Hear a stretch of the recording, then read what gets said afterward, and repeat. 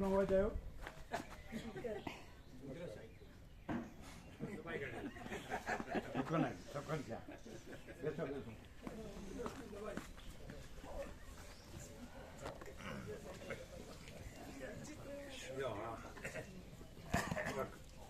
ક્રોધથી પ્રકાશથી બેસી ગયું શાંતિથી બેસી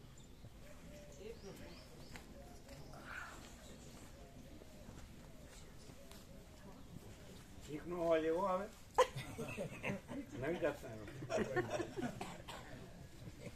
આમ હાથ છી એવો આવે ને એમને દબાઈ કાઢી રોકી રાખી તમે કુદરતી આદત કર્યું છે રોકાય નહીં જવા જ દેવાય એ તો અંદર તકલીફ કરે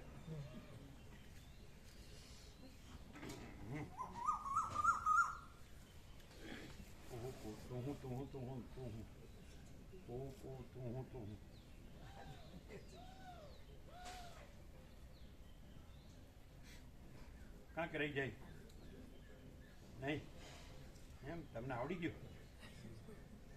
જોતા આવડી ગયું અચ્છા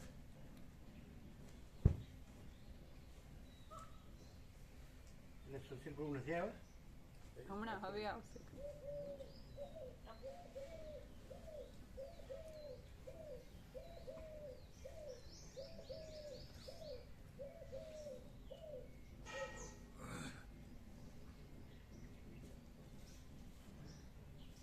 કોઈ અક્ષર કાનો માત્ર રહી ગયું તો કહેજો રૂપમાં ને પ્રકાશમાં બેમાં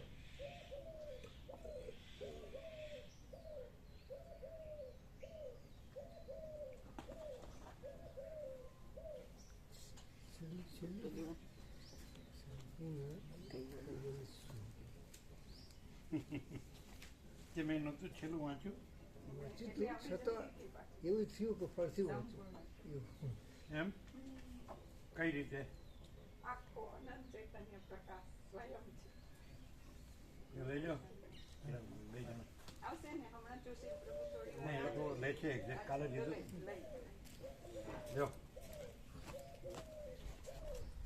બધું આવી જાય આવી ગયું ભગવાનની કઈ આસ્પેક્ટ રહી ગઈ એકેય નહીં એકે નહીં તમે વાંચ્યું અચ્છા તમે પાછળ બેઠા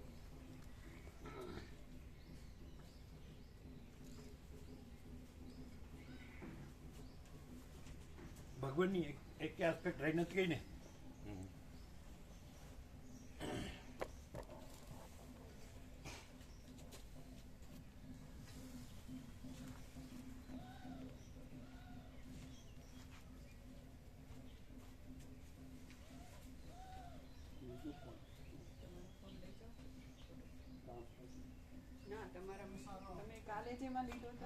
તમે એમને સામાન્ય માણસ તરીકે જુઓ ને તો તમને ઘણો લાભ થાય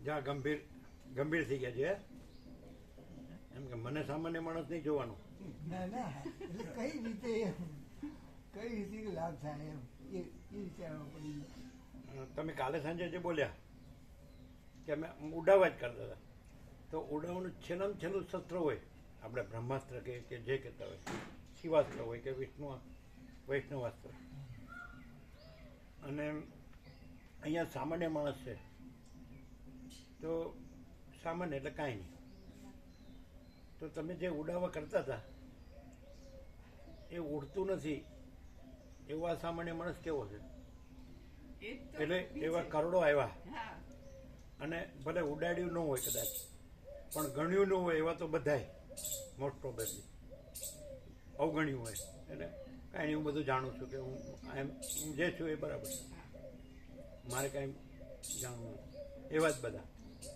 તો એકદમ ઉડાડવાનું છેલ્લું શસ્ત્ર તમે કાલે સામે છેલ્લું શસ્ત્ર ત્રાગડો કયો પ્લાન કયો એ વાપરો તો આ સામાન્ય માણસ છે તો એ અજડ હશે તો એને કાંઈ થતું નથી તો એ સામાન્ય માણસ નહીં ये वास्तविक वस्तु परम चिदाकाश है એ વાસ્તવ વસ્તુ એ છે. તો અનંત સર્વત્ર સત્ય છે, છે. અવૈયક્તિક સાર્વત્રિક છે, એ તો અનંત વ્યાપક છે. જે સાર્વત્રિક છે એ જ એમાં કઈ સામાન્ય માણસ નથી ને વિશેષ માણસ નથી. ઓમ ઓમ બરાબર છે. હા બોલો શું કેવું છે? હાજી અમે આને ઉડાડવા કર્યું એનો મતલબ એ કે આટલો ખુલ્લો આરપાર પ્રકાશ છે છતાંય આ હું છું અને હું તો મને સાચી જ માનું કે હું પણ તો તો સાચું જ છે ને, હું તો સાચું જ છું. એમ નહીં, આ જે આભાસ છે એ હું સાચી એમ માનું. અનંત મહાસાગરના અનંત તરંગો એ બધાનું હું, એ અનંત મહાસાગરનું જ હું છે. હા પણ એ મહાસાગરનું હું લેખે નહીં, પણ હું લેખવાનું ન લેખવાનો સવાલ જ આવતો નથી. પણ હું આભાસને જ હું સાચી સ્ત્રી પણ છું, એમાં હું આ અનંત છું, મહાસાગર છે તો એમાં આભાસ છે જ નહીં, અનંત મહાસાગર જ છે. એ તો રિયાલિટી છે. પણ અમે જ્યારે ઉડાડવાનું કરતા હોય, રિયાલિટી જ છે ને, પછી બીજું ક્યાં? હા, એટલે આટલો ફરક અત્યારે થયો ને. પહેલા અમે જે અમારું હું કપાય કે અમારી ભ્રાંતિને ખુલ્લી પાડવામાં આવે ત્યારે અમે આ પ્રકાશ સાચો છે, પરમ સત્ય છે, અંદરથી તો એ જ હોય, પણ છતાંય આ મારી ભ્રાંતિ અને હું તો સાચી જ છું, છતાંય મને આમ કેમ થાય, એવું જે થતું હતું એને ઉડાડ્યો કહેવાય. કે પ્રકાશને અમે એટલું જે સત્યની પરખ આદર કદર હોવી જોઈએ એવી નહોતા કરતા અને અંદર અંદર સમસમીને રહેતા કે કંઈ પણ અંદર એની નેગેટિવ ફિલિંગ રહે. ત્યાર પછી આ પ્રકાશની અંદર એવું અમે એટલે ગમે તેટલો ત્રાગડો કરીએ કે ગમે તે અસ્ત્ર શસ્ત્ર જે કહેવાય પ્રભુએ કીધું એ પ્રમાણે, પણ સૌથી વધુ જે ઉડીને આંખે વળગે એવું આ જ્ઞાન, આ પ્રકાશ, આ શાંતિ એકદમ નિશ્ચલ. અને એ શાંતિની, પ્રકાશની, આનંદની, પૂર્ણતાની જે નિશ્ચલતા છે ને એમાં જ અમને ખબર પડે કે આ અમે ચંચળતા ભ્રાંતિવાળા છીએ, અમારી વૃત્તિઓ કુટિલતાવાળી છે અને અમે આ પ્રકાશને લાયક નથી. પછી પ્રભુની તો કૃપા, કાઢી તો મૂકતા નથી, કોઈને આવો કો નહીં, જાઓ કો નહીં, રહો કોઈ નહીં. તો પછી આ પ્રકાશના સતત અનુસંધાનથી અમારું હોય જ નહીં એટલે ક્યાંથી કાઢી મૂકીએ? પણ પેલા બધાનું હોય એટલે અમને કાઢી મૂકે. અમારું એવું નહીં. પેલા બધાનું હોય કે ભાઈ અહીંથી જાઓ એટલે અમારે જવું પડે. ના, એવું નહીં. અને દુનિયા અમારે તો હોય નહીં એટલે, અને બધાનું તો હોય એટલે એ કાઢી મૂકીએ, અમને કાઢી મૂકીએ કે અમારું તો હોય નહીં એટલે અમે કેવી રીતે કાઢી મૂક્યા? એવું નહીં પ્રભુ. દુનિયાવી દ્રષ્ટિ એમ કે આ મારું ઘર છે ને એમાં તું નહીં, ગેટ આઉટ, એવી રીતે નહીં. પણ પ્રકાશ જે પોતે પૂર્ણ પ્રકાશે છે, ક્યારેય ભેદ વગર બધાને અમે આટલી ઘૃષ્ટતા કરીએ કે ગુનાહ કરીએ તો પણ પ્રકાશે કૃપા કરવામાં કોઈ દિવસ બાકી રાખ્યું નથી. અને પૂર્ણ પ્રકાશ, અને એટલી હદ સુધી કે તમે આજે છો ચંચળતા ભ્રાંતિ કે કુટિલતા કે કંઈ પણ એવો કોઈ ભાસ નથી. અને અમે પોતે જ પરમ ચિદાકાશ, પરમ જ્યોતિ, અખંડ જ્યોતિ જ છીએ એવી રીતે પ્રકાશ થયો. એટલે આજે નિશ્ચલતા, આજે પૂર્ણતા, આજે સમતા એ એટલી બધી સંપૂર્ણ કે પછી એમાં ક્યાંય કોઈ ભ્રાંતિ થઈ જ નથી. અને હમણાંથી એ જે પ્રભુએ પૂછ્યું કે હવે કેવો ફરક છે, તો જે પ્રકાશ જ્યાંથી રજૂ થાય છે એવું કોઈ અસ્તિત્વ, વ્યક્તિત્વ કે આભાસ જેને માનતા હોય પણ છતાં એ આભાસ નથી ને એ અભિન્ન રૂપ જ છે, એવું જુદું બીજું નથી. તો આ અજ્ઞાન, આ આટલી ક્ષુદ્ર, આટલી હલકી ભ્રાંતિ ક્યાંથી હોય? આ ક્લિયરન્સ છે. અમે પૂછ્યું અને જવાબ ના આવ્યો તો બીજું બધું આવ્યું. અમે તો એમ કીધું આ સામાન્ય માણસને અસર નથી થતી એટલે અજળ છે એમ. બિલકુલ નહીં.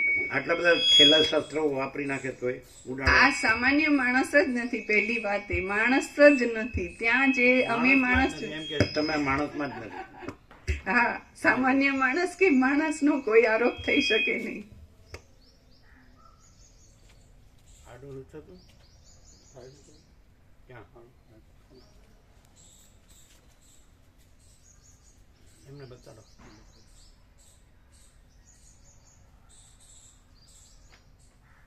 પેલું કરો એક્ઝેક્ટલી જોયું કમ્પ્લીટ મળી ગયું.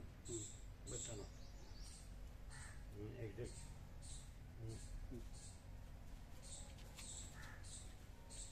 આપણો પ્રશ્ન હતો એ તો ઉડી ગયો. ના, નથી ઉડ્યો.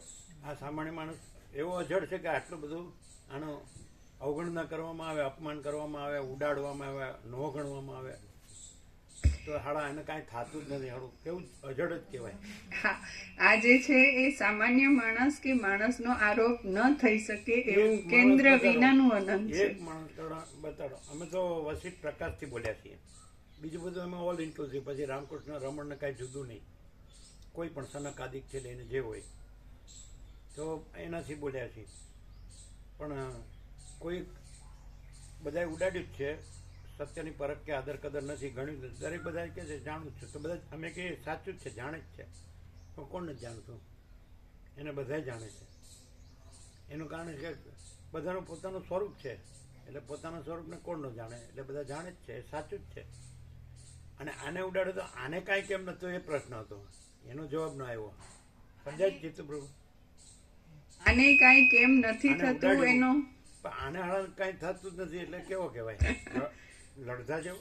ના ના ના ના, માણસ નથી એમ. આ સીધો ચૈતન્ય પ્રકાશ પોતે છે અને એ ભ્રાંતિને ઓળખતો જ નથી. એટલે અમે ભ્રાંતિમાં કંઈ પણ માનીએ કે આને કંઈ થાય છે કે નથી થતું એવો કોઈ આભાસ આખા પ્રકાશમાં છે જ નહીં. અને એ અમારી ભ્રાંતિ અમને જ ભારે પડે. અમને એવું થાય કે આ પ્રકાશને ઉડાવવા કર્યું, જાણતા અજાણતાય કર્યું, તો એનું પરિણામ અમે જ ભોગવ્યું કે અનંત એકદમ આમ ન પૂરી થઈ શકે એવી અશાંતિ પ્રાપ્ત થઈ. અને આ પ્રકાશ સ્વયં પરમ શાંતિ છે. નો જવાબ મળ્યો. એટલે આ શું કેવું? નથી આ અજડ માણસને કેમ કાંઈ અસર થતી નથી? આટલી બધી બૂમો પડે વર્ષો સુધી અને એકેય ન ગણે તો કોક તો થવું છે ને. એકદમ માણસ હોય તો થાય. ભ્રાંતિમાં હોય કે ભેદ હોય ને એને અસર થાય. આ તો પૂર્ણ સ્વરૂપ છે. એમાં શું? આ સામેથી તમારે લઈ જવી છે વધારે પત્રિકા બેસતા વર્ષ આ મહાશિવરાત્રી માટે લઈ ગયો તો વચ્ચે આપી બધાને આપી છે. હા બધાને આપી. મહાશિવરાત્રીની બધાને ખબર છે? હા બધા ખબર. ખબર છે ને? હા હા પરમ દિવસે હા ચોક્કસ. 26 તારીખ. હા, એકે નથી ગણ્યું, અમને ખબર છે. અને બધા સાચા છે, કારણ કે બધા જાણે છે. કોઈ શાસ્ત્ર ગુરુથી કે પોતાના વિચારથી કે પોતાની બુદ્ધિથી કે જે કાંઈ, તો પછી આમ તમને ખબર પડે પ્રેક્ટિકલ આપણે. બરાબર છે? તો 1976 તમારે તો 48, આમ તો પહેલાં આગળના તો પહેલેથી. બરાબર છે? એ તો બધા તમે જોયા ને. તો આમ કાંઈ અસર જ નહીં. એમ કે આ કોઈ અમુક આ હોદ્દાવાળો છે કે પદવાળો, એનો પૈસાવાળો છે કે સુખી છે કે મોટો છે કે જાણકાર છે, તો કોઈની અસર જ નહીં. એમ કોઈ પદવાળો છે એનું કારણ શું? અને ઉડાડે એટલે આપણે તો હું કહું છું એવું કીધું જ નથી. આવશ્યક કે છે, બરાબર છે, ગમે તે કે છે એક્સરસાઇઝ. અને બતાડજો, હું જોઈ લેજો. પેલું વચનામૃત તો ક્યાં ગયું? હા, આ જોઈ લેજો.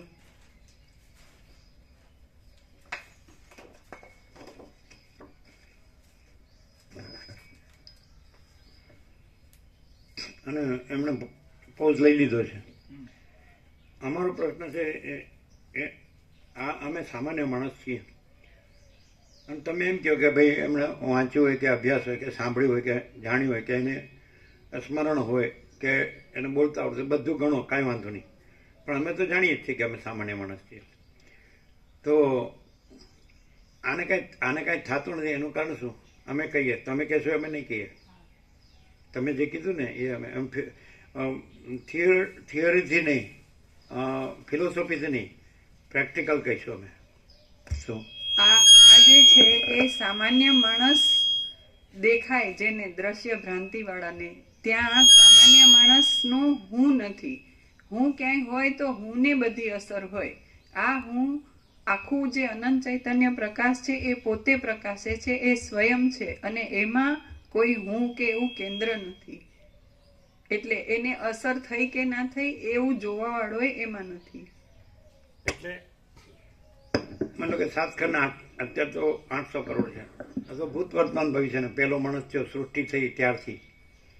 આકાશે નહોતું અને કોઈ નહોતું, સૂર્ય ચંદ્ર તારાય નહોતા ને આ સૃષ્ટિએ નહોતી. તો છે એ તો છે જ, અને આ બધાનો પ્રલય મહાપ્રલય થઈ જાય, બરાબર. આનો ફોટો લીધો જોઈ લેજો. મેલમાં આવ્યો.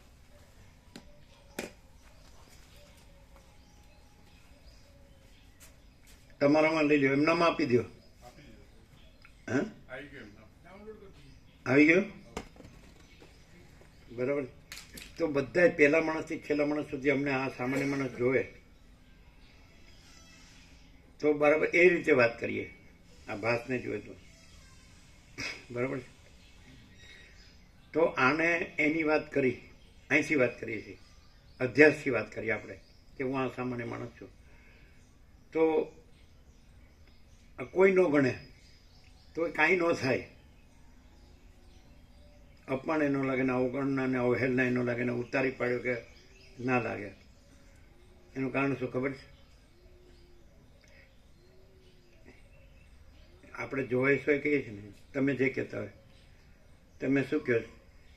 તમે બધા અભ્યાસ કર્યો છે એ રીતે તમે કંઈ બ્રહ્મ કે પરમાત્મા કે ભગવાન કે એવું કહેતા હશો ને, ઈશ્વર પ્રભુ કે પરમ શક્તિ કોઈ કાંઈ જે કહેતા હોય. આ શાસ્ત્રોમાં બધા શબ્દો છે ને, કોઈ સત ને ચૈતન્ય ને આનંદ ને કોઈ પણ, કોઈ ઈશ્વર કે ગોડ કે પ્રભુ કે ભગવાન, હે ભગવાન એમ કે. તો નામ નથી, રૂપ ને જો ચાલો એને ખબર પડી અહીં શું છે, એને ખબર પડી ગઈ આ એ સર્વાંતર્યામી છે. તો અહીં આ સામાન્ય માણસ, બરાબર છે, એને એ જ દેખાય છે. બધાનું અમે નથી કહેતા, આ સામાન્ય માણસ પહેલેથી ઇનેટ એ જ દેખાય છે. દેખાય છે શબ્દ ગામઠી હોય ને, અમારા આ બુદ્ધ અજ્ઞાન એની ભાષા છે, પણ એમાં તમારે સ્પિરિટ લેવો જોઈએ. એને બધું આ જે કાંઈ છે આખું જેટલું છે જે હોય, નજર ન નાખી નજર ન પહોંચે તો એને એ જ દેખાય છે. બધું બધું કે બધે, અને એ જે દેખાય છે એ જ એનામાંથી આવે છે. એટલે જે અવગણના કે અવહેલના કરે છે એ આની કરે છે, પણ આને આ ક્યાં દેખાય છે? આને તો બધું એ જ દેખાય છે. આ ન સમજાય. એટલે આને તમે ઉડાવો ને તો એ તો છે જ નહીં, એટલે ક્યાંથી ઉડે? એને ક્યાંથી અડે? હોય તો અડે ને, કારણ કે છે એ જ, બધું એ જ દેખાય છે, એમાં આ દેખાતો નથી. ખબર પડે છે કે નહીં? એટલે જે નથી એની બધા અવગણના ને અવહેલના કરે ને એને ઉડાવે ને એનું અપમાન એમ. તો એટલે એ ફેલ છે.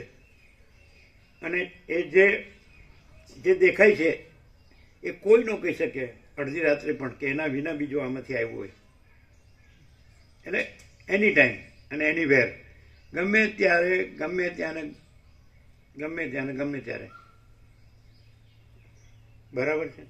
કોઈ આને જુએ તો એ કન્ફ્યુઝ થઈ શકે, કે એને જે દેખાય છે બધું એ જ આવે છે, તો એને આ જોતો નથી સામેવાળો, એ આ નથી એને જોવે છે. એટલે એ ત્યાં થાપકાઈ જાય છે. થાપ કે તમે શું કે? એટલે થાપ એટલે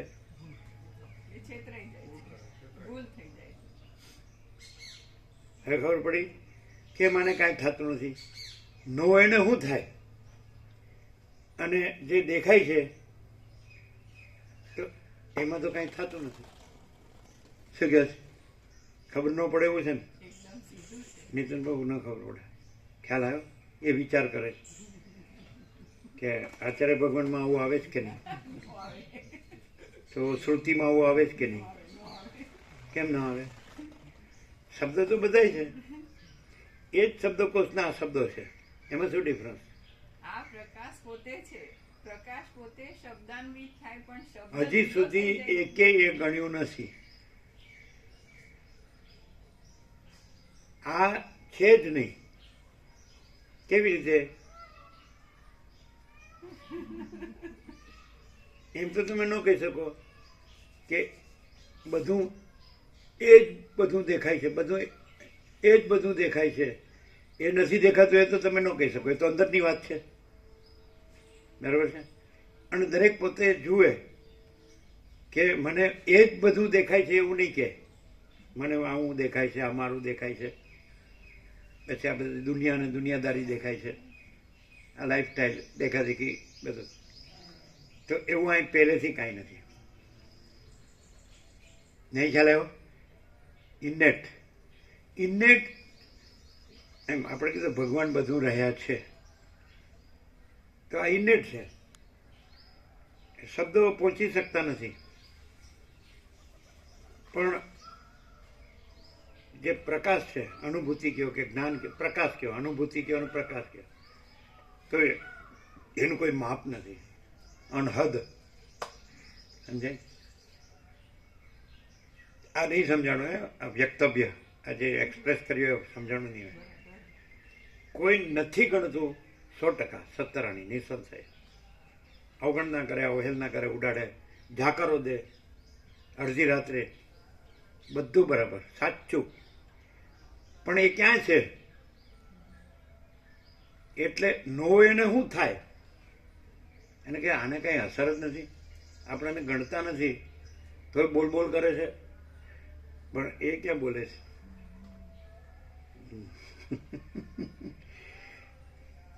જેની અંદર જે હોય એ જ બોલે ને. એટલે જેમ રામકૃષ્ણ પરમહંસે કીધું, દ્રષ્ટાંતથી સમજાય કે જેને મૂળો ખાધો એમાંથી મૂળોનો ઉટકાર આવે, ડુંગળી ખાધી એમાંથી મોઢામાંથી ડુંગળીની વાત આવે, એમ જેને બધું એ જ દેખાતું હોય તો એ જ આવે કે બીજું? કેમ બીજું નથી આવતું? ગમે ત્યારે ગમે તે પૂછે, એકલો હોય કે 10 જણ હોય કે 100 જણ હોય કે 1000 હોય કે લાખ હોય, ગમે. આ તો કરોડો આવી ગયા કે અતિશયોક્તિ છે ગોરનું. બાલચંદ પ્રભુ એવું બોલ્યા હતા, અમે બેઠા હતા પાડી પર, અને અમે આમ બાઘા જેવા જ, બોઘા જેવા જ, એટલે કે તમારા કરોડો ભક્તો છે, હવે સંપૂર્ણ ભગવાનના માણસ વડા. હું બોલે છે એવું કે હવે મેં તો કાંઈ નથી, એ તો અમે જાણીએ જ છીએ, પણ એ જોતા હોય એવું લાગે. જે બધું જ છે એ જ અહીં દેખાય છે, અને આ એમાં નથી ને કોઈ નથી ને કાંઈ નથી ને કાંઈ થતું નથી, એવું એ જ જોતા હોય. જેને અંતઃપ્રેરણા હોય, સર્વાંતરયામીની પ્રેરણા કહો, ભગવાનની પ્રેરણા કહો, પરમાત્માની પ્રેરણા કહો, બ્રહ્મની, કોઈ પણ જે તમે કહેતા, અમે શબ્દોને ગણતા જ નથી. અમે હવે એ કેવું દેખાય છે એમ તમે પૂછો તો શબ્દમાં જ કેવું હોય, તો એ અમે કીધું એ આકાશ છે ને, એની જગ્યાએ તમારે પ્રકાશ જોવાનો, એ જ બધું દેખાય છે. આકાશ છે ને એટલે બધાને આકાશ દેખાય છે ને, એ અમને પ્રકાશ દેખાય છે. એક્સપ્રેસ થાય છે બરાબર? એમ થાય કે બોલે છે એટલે આપણે બોલે છે તો હું બોલી શકું, તો એની ના નથી. એમ કે મને કોઈ એમ કે મને બધું પ્રકાશ દેખાય છે, તો કોણ ના કે? એ છે, એમાં ખોટું બોલે છે, શું કહે? પણ એને એમ જોવું પડે કે એને જે આ બધું આકાશ છે તો બધાને દેખાય છે. અમે એને આભાસ કહીએ છીએ, એ નથી. અને પ્રકાશ છે એટલે શૂન્યતા નથી, પૂર્ણતા છે, બરાબર છે. પછી આ આભાસ છે એટલે આમાં નથી દેખાતું, એમાં એ જે બધું આખો બધો પ્રકાશ દેખાય છે, અનંત અખંડ અભેદ સંપૂર્ણ, એમાં બીજું કોઈ નથી, બીજું કાંઈ નથી, બીજું કાંઈ સાચું નથી. તો કોઈ એમ કે એટલે ભાસથી હોય, આભાસથી હોય એટલે હું બોલી શકું, તો આભાસથી બોલવું અને પ્રકાશથી બોલવું એ ડિફરન્સ ખબર પડે? પ્રકાશ હોય એમાં બીજું કાંઈ ન આવે, બીજું કાંઈ હોય જ નહીં, અને આભાસ હોય તો અહીં આપણું કાંઈ નથી, બધું ન્યાજ છે. આ થોડું આપણું ઘર છે, આ તો એ કોકનું વગડામાં રાખેલી જગ્યા છે. અહીંથી શોધી કાઢે કે એને આભાસનું કાંઈ મળે તો એને જે માગે આપી દઈએ, અને અહીંથી શોધી કાઢે કે પ્રકાશમાં કંઈ બાકી રહ્યું હોય,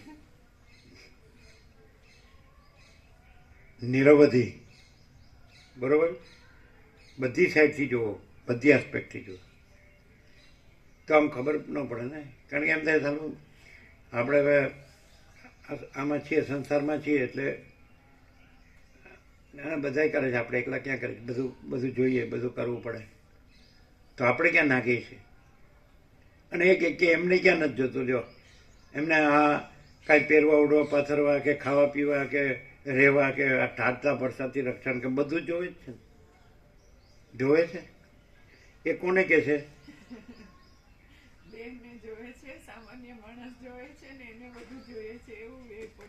જે નથી એને જોવે છે. પણ જે છે, જે આખો આકાશ નથી ને એની જગ્યાએ આખો પ્રકાશ છે, તેને ખબર નથી કે એ જ છે. જો હૈ સો હૈ, ખબર પડે. તો આને કાંઈ અસર નથી થતી, એનું કારણ એ નથી. અને એ જોવે છે કે આને બધું જોવે છે, એ નથી એને જોવે છે. જોવે છે બે ક્રિયાપદ આવ્યા, એટલે પ્રોનાઉન્સિએશનમાં જોવે છે કે ચાલે. એ જોવે છે અને આને બધું જોવે છે, જોઈએ છે, પણ એ જોતો નથી. કેવી રીતે? નથી એને જોવે છે અને એને બધું જોવે છે એમ કે છે, એ બરાબર જોતો નથી. ત્યાં શું દેખાય છે એ જોતો નથી. એનું કારણ એને એ જોતું નથી. એને તો આ કાંઈ નથી એ જ બધું જોવે છે, અને અહીંયા કાંઈ નથી એ બધું જોવે છે એમ કે તો માગે આપી દે, એમ સિદ્ધ કરે તો. અને અહીં જે દેખાય છે એ નથી દેખાતું એમ સિદ્ધ કરે તો માગે આપી દે. શું કહેવાય? નહીં, એકદમ ક્લિયર નથી થતું ને. આમ વયું છે ને, આવો કેટલું બધું આવો પ્રકાશ થયો તો એકથી એક યાદ રાખીને ભૂલીએ ને એક ભૂલીએ ને એક યાદ રાખીએ. શું યાદ રાખીએ? જવા જ દો તમે તમારે, એ જે છે એમ જ જવા દો. બોલો કેવું છે? શું ક્લિયર થયું? એટલે આ સામાન્ય માણસ તો દેખાય છે, પણ એ જે તમને જે દેખાય છે, બધાને જે દેખાય છે, એને એ નથી દેખાતો. એને જે બધું જ છે, આકાશ છે ને એ આભાસ છે, એ નથી ને પ્રકાશ છે. તો એને બધો પ્રકાશ જ દેખાય છે, અનંત અખંડ અભેદ સંપૂર્ણ. બરાબર છે? તો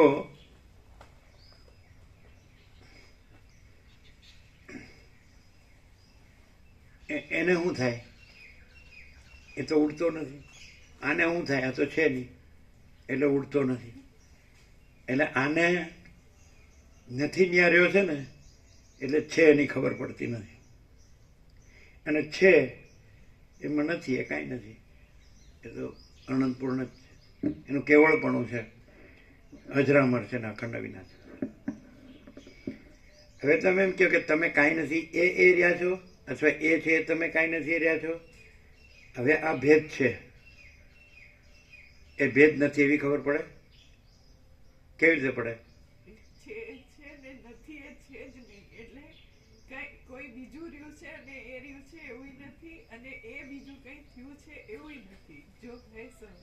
એ અનંત અખંડ અભેદ સંપૂર્ણ છે ને એ રીતે ભેદ નથી. એટલે આ નથી એમ કહેવા પણ નથી. ત્યાં પેલું જે છે અનંત અખંડ અભેદ સંપૂર્ણ તો છે જ, એનું કેવળપણું છે, અજરામર છે, અખંડ અવિનાશી છે. એટલે જે નથી એને જોનારને એમ લાગે કે એ બે એક કેવી રીતે છે, તો બે છે જ નહીં. દ્વૈતાદ્વૈત નથી, અધ્યારોપ અપવાદ નથી, અધિષ્ઠાન અધ્યસ્ત નથી, અજાત નથી, વિવર્ત નથી. દ્રષ્ટિ સૃષ્ટિ નથી, સૃષ્ટિ દ્રષ્ટિ નથી, કોઈ વાત નથી. પણ એ પોતે કે છે આખો પ્રકાશ કે હું અનંત અખંડ અભેદ સંપૂર્ણ પ્રકાશ છું. તો પછી એમાં આ જોનાર છે એ એમ કે છે કેવી રીતે આ એ જ છે કે એ આ છે, એ જ છે.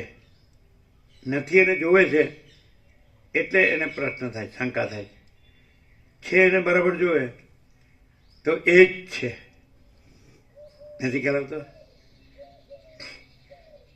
તમે મહાસાગરનું જળ હાલે દુલે અને લહર કે બેવ તરંગ એનો આકાર ભાષે ને, તો આકાર જોવે એટલે શંકા થાય, અને જળ જુએ મહાસાગર જુએ તો શંકા ન રહે.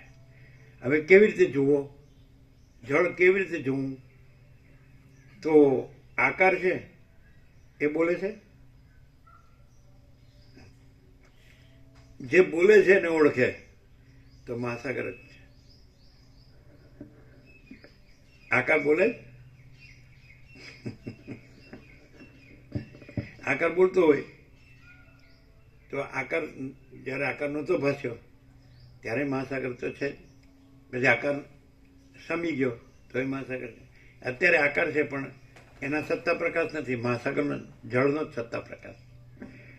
તો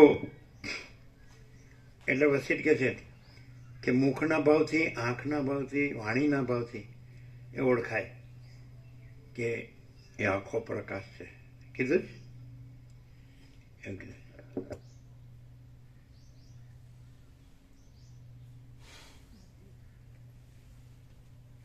તમે જોશો કે વેદાંતનો માસ્ટર હોય, વિવેદ વેદાંતનો શાસ્ત્રો, ગુરુમુખ હોય, બધું હોય, બધું જ જાણતો હોય.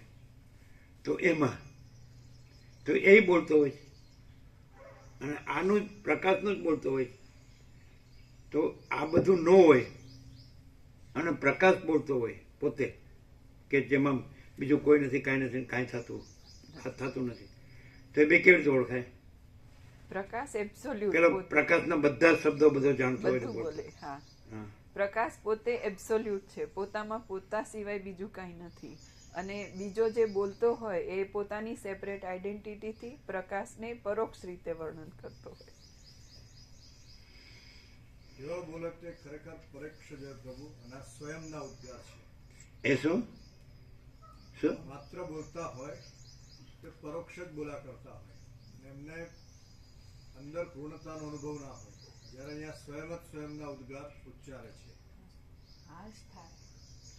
સ્વયંના ઉદ્ગાર ઉચ્ચારે છે.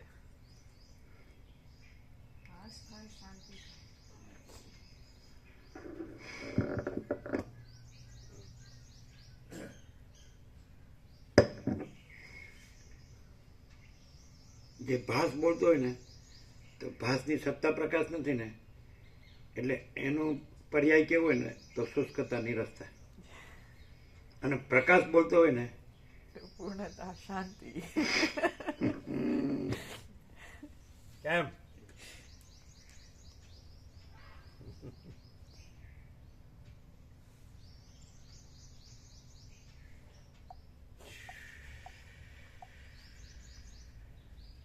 કેટલા 30 મિનિટ થઈ? 18 મિનિટ. હા, નીકળો.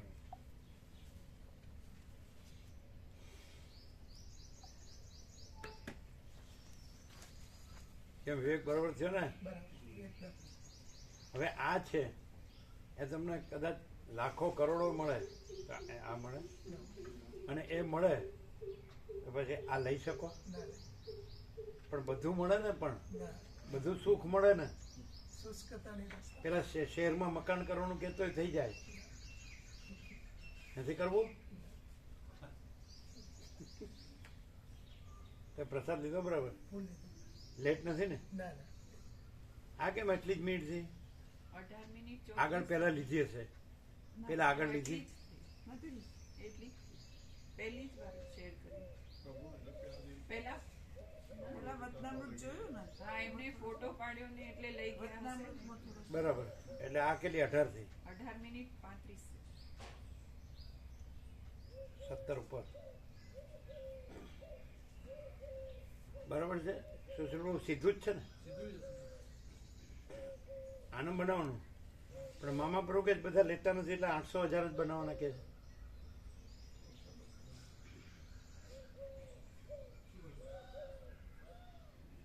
શું મામા બ્રોકેજ કોઈ લેતું નથી ને બધા પડ્યા રહે છે ને. 800,000 જ બનાવવાનું.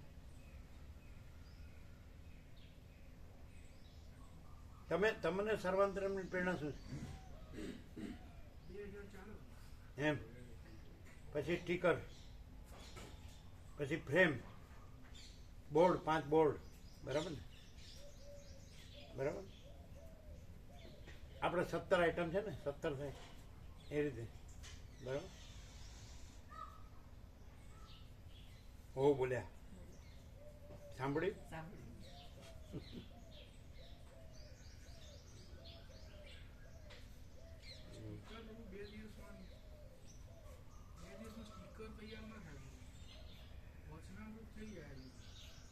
વતનામૃત થઈ જાય, જે થાય કરવાનું એમ નહીં.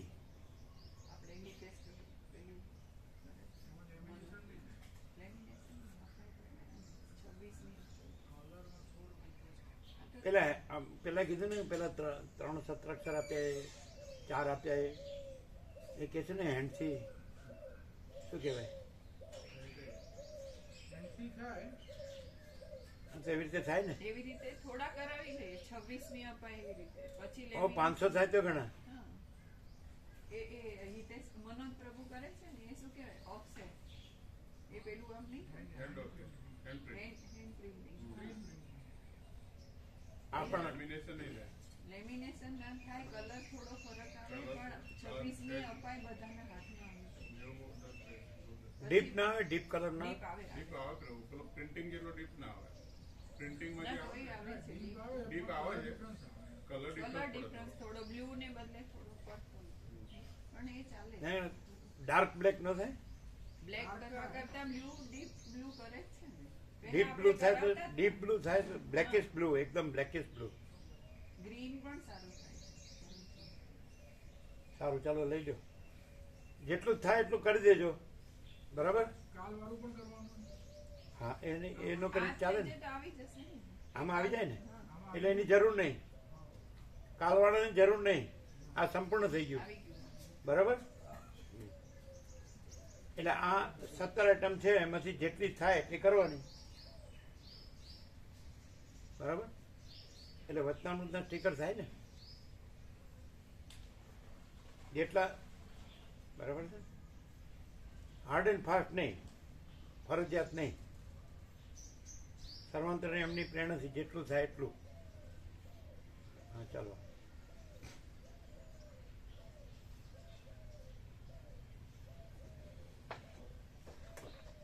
વ્યાપકમાં મોકલ્યું?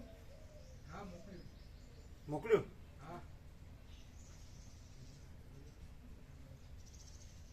સુજીત પ્રભુએ ફોટો અત્યારે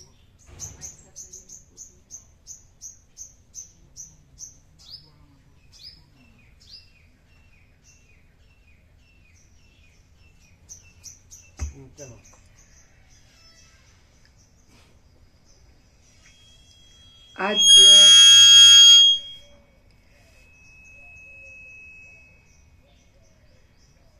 આદ્ય પરબ્રહ્મ સદગુરુ દેવ કી જય.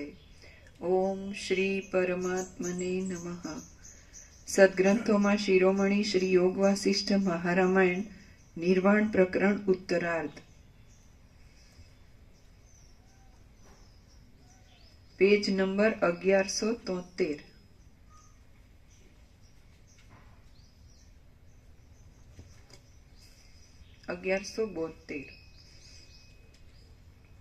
સર્ગ 9મો. જગત ચિન્હ માત્ર છે. આ 9મા સર્ગમાં જગતની ઉત્પત્તિ, લય, સત્તા, સ્ફૂર્તિ ઇત્યાદિ સર્વ માત્ર છે, ચિન્હ માત્ર છે. જગત ચિન્હ માત્ર છે. આ 9મા સર્ગમાં જગતની ઉત્પત્તિ, લય, સત્તા, સ્ફૂર્તિ ઇત્યાદિ સર્વ ચેતનને આધીન હોવાથી અને એ સઘળો ચેતનનો જ ચમત્કાર હોવાથી જગત પણ ચિન્માત્ર છે એમ કહેવાશે. પેજ નંબર 1172, જમણી બાજુ વચ્ચે. હું એવી કાંઈ પણ વસ્તુ છે નહીં, જે કાંઈ છે તે ચૈતન્ય છે. એ પ્રમાણે તમે કેવળ ચૈતન્ય આત્મામાં જ શાંત થાઓ અને પછી જેવું થઈ રહેવાય તેવા થઈને રહો. જેમ નિર્મળ જળની અંદર વ્યાપી રહેલું દૂધ અગ્નિ વડે જળનો નાશ થઈ જતા પણ પોતે બહાર, જળ બળી જતા તેથી જુદું, અને અંદર જળ ભેગું થયું હોય ત્યારે તેની અંદર બાકી રહે છે, તે રીતે તમે કે જે ચૈતન્ય છો તે સર્વ પદાર્થોની અંદર અને બહાર રહેલા હોવાથી તે પદાર્થોનો નાશ થઈ જાય તો પણ અવશેષ જ રહો છો. હે પ્રિય વિદ્યાધર, હું એવું કાંઈ અહંકારનું જુદું સ્થાન છું નહીં. જે છે તે ચૈતન્ય આત્મા જ છે. એ પ્રમાણે તમારું જીવ ચૈતન્ય જો બ્રહ્મ ચૈતન્યમાં અખંડ એકતાને પ્રાપ્ત થઈ ગયું તો પછી તેનાથી બીજો કાંઈ પણ વિષય જુદો જ નહીં રહેવાથી તમારા બ્રહ્મરૂપની કોને ઉપમા આપી શકાય તેમ છે? કોઈને નહીં. દેવતાઓ અને દાનવો સહિત પાતાળલોક, ભૂલોક અને સ્વર્ગલોક કેમ જાણે મૂર્તિમાન ખડા થઈ રહેલા હોય તેમ દેખાતું નથી, અને પ્રીતિ, હર્ષ, ક્રોધ, યુદ્ધ, જય પરાજય ઇત્યાદિ નાના પ્રકારના ભાવો બતાવવાથી તથા ભાગી જવું, દોડવું ઇત્યાદિમાં ઉતાવળું થવારૂપી બીજા પણ ભાવો બતાવવા વડે કેમ જાણે તે વખતના ક્રિયા થવાના કાળને મૂર્તિમાન રીતે બતાવતું હોય તેમ વ્યાકુળતાનો દેખાવ આપતું ભીંતમાં રંગમય ચિત્રમાં આલેખેલ જગત જેમ ભીંતની અંદર આલેખેલા કોઈ એક મુનિના પૂતળાની પેઠે ભીંતમાં ભીંત રૂપે વ્યાપાર રહિત જ થઈ રહે, તેમ માયામાં પ્રતિબિંબિત થયેલ શબલ બ્રહ્મ ઈશ્વર રૂપી ચિત્રમાં આલેખેલું આ દ્રશ્યમાન જગતરૂપી ચિત્ર પણ શુદ્ધ ચિદાકાશ રૂપી ભીંતની અંદર શુદ્ધ ચિદાકાશ કે જે પોતાનું વાસ્તવ સ્વરૂપ છે તે રૂપે જ રહેલ છે. જડ સંબંધી કે ચેતન સંબંધી જેવા જેવા સંકલ્પો વિશેષ કરી વારંવાર ચિત્તમાં અહર્નિશ ફૂર્યા કરે તેવું પોતાની મેળે જ થઈ જવાય છે. માટે જેમ તમારી ઈચ્છા હોય તેમ તમે કરો. જેમ સૂર્યના કિરણો જ ઝાંઝવાના જળ રૂપે ભ્રાંતિ વડે પ્રતીતિમાં આવે છે, પરંતુ તેનું વાસ્તવ સ્વરૂપ જાણનારા પુરુષને તે તરફ જવા આવવામાં અટકાવ કરી શકતા નથી, તેમ ચિદાત્માના ચમત્કારો જ ચૈતન્યરૂપ આકાશની અંદર ભ્રાંતિ વડે જગતના આકારે દેખાય છે, પરંતુ જાણવાનું સર્વ જેણે જાણી લીધેલું છે એવા જ્ઞાની પુરુષને તે શુદ્ધ ચૈતન્ય જણાયાથી તેના પારમાર્થિક વિચારમાં તે કાંઈ અટકાવ કરનાર થતું નથી. જેને આંખમાં તિમિર રોગ થયો હોય તે પુરુષને આકાશની અંદર કેશ, મશક આદિ જેવા આકારોની પ્રતીતિ થવી વગેરે અને ભ્રાંતિ સ્ફુરી આવે છે, એ રીતે આ સંસારમાં જ રચ્યા પચ્યા રહેનાર અને અજ્ઞાનરૂપ અંધકાર વડે વ્યાપ્ત થયેલ દ્રષ્ટિવાળા પુરુષને પોતાના આત્મામાં જ જગતરૂપ ભ્રાંતિ સ્ફુરી આવે છે. ઉપર જણાવ્યા પ્રમાણે જગત, તમે અને હું સર્વ ખરી રીતે બ્રહ્મ સ્વરૂપ જ છે, ફક્ત આભાસ માત્ર જ છે, માત્ર અજ્ઞાનને લીધે જ દેખાય છે. તાત્વિક દ્રષ્ટિએ જોતા એ જગત થયેલું જ નથી અને અજ્ઞાન દ્રષ્ટિએ જોતા થયેલું જણાય છે. સૂર્યના કિરણોમાં ભ્રાંતિ વડે રચાયેલા ગંધર્વ નગરના જેવું આ જગત વ્યવહાર દશામાં ભીત આદિમાં ચિત્રરૂપે આલેખાયેલા જગતની પેઠે દેખાવ માત્ર જ છે. બાકી તેને જગત રૂપે જોવા જઈએ તો આકાશની લતાની પેઠે તે સત્ય નથી. શ્રી યોગ વાસિષ્ઠ મહારામાયણમાં નિર્વાણ પ્રકરણના ઉત્તરાર્ધનો ચિત્ત નાસ્તિ યોગ નામનો સર્ગ 9મો સમાપ્ત. કાલે આટલે કીધું નહીં. સર્ગ 10મો. બ્રહ્મ નિર્વિકાર છે અને જગત મિથ્યા છે. આ 10મા સર્ગમાં નિર્વિકાર કારણથી રહિત બ્રહ્મ જ યથાસ્થિતપણે રહેલ છે, તે અને કોઈ કાળે અથવા કોઈ સ્થળે જગત ઉત્પન્ન જ થયેલ નથી એ વાત કહેવામાં આવશે. ભૂષુંડ બોલ્યો, ચૈતન્ય તત્વથી જુદા જણાતા આ જડ જગતની જે કાંઈ સ્ફૂર્તિ થાય છે તે ચેતન સત્તાથી જ છે એમ તમે સમજો. જેમ જળમાં પડછાયા રૂપે પડેલો અગ્નિ ભિન્ન રૂપે દેખાતા છતાં જળથી જુદો કહી શકાતો નથી, તેમ જડ વસ્તુ તત્વદ્રષ્ટિએ ચેતન સત્તાથી જુદી નહીં હોવાથી જડ ચેતન એ બંને જરા પણ જુદા કહી શકાતા નથી. માટે જડ ચેતનનો અભેદ હોવાથી તમે દેહ વગેરે માપવાળા આકારનો આધાર રાખ્યા વિના ચિત્રકારના ચિત્તમાં બુટ્ટા રૂપે ઉઠેલ ચિત્રની અંદરના પરમ તત્વની પેઠે અને ગંધર્વનગરના અધિષ્ઠાન રૂપ આકાશની પેઠે કાંઈ વિક્ષેપ નહીં પામતા સ્વસ્થ થઈને રહો. જેમ ચંચળતા વિનાના નિર્મળ જળની અંદર કંઈક ફીણના પરપોટાનો સૂક્ષ્મ ભાવ ભવિષ્યમાં થવા માટે રહેલો જ હોય છે, તેમ બ્રહ્મ કે જે માયાનો સંબંધ થતા ઈશ્વર પદ વડે સંબોધાય છે, તે સર્વશક્તિમાન હોવાથી તેની અંદર સૂક્ષ્મ રૂપે જડ શક્તિ પણ રહેલી જ છે. પરંતુ જેમ કારણ વિના જળમાં સૂક્ષ્મ ભાવથી રહેલો ફીણનો ઝીણો પરપોટો પણ ઉત્પન્ન થતો નથી, તેમ તાત્વિક દ્રષ્ટિએ જોતા એ અદ્વિતીય પરમ તત્વમાં માયા જ નહીં હોવાથી નિર્વિકાર બ્રહ્મમાંથી કારણ વિના સૃષ્ટિ આદિ કાંઈ ઉત્પન્ન થતું નથી. આ સૃષ્ટિની સ્થિતિ કારણ વિના જ ભ્રાંતિ માત્રથી જોવામાં આવે છે અને તેનું કારણ શોધવા જઈએ તો કશું દેખાતું નથી. માટે જગત આદિ કાંઈ ઉત્પન્ન પણ થતું નથી અને તેનો નાશ પણ થતો નથી. કારણનો અત્યંત અભાવ હોવાથી જગત આદિ કાંઈ પણ થયેલું જ નથી. અને જેમ ઝાંઝવાનું જળ દેખવામાં આવતા છતાં મિથ્યા જ છે, તેમ આ જગત નજરથી દેખાતા છતાં પણ સાવ મિથ્યા જ છે. બ્રહ્મ કે જે અનંત છે, જન્મ આદિ વિકારથી રહિત છે અને શાંત છે, તે જ આ સર્વ દ્રશ્ય રૂપે ભ્રાંતિથી જોવામાં આવે છે.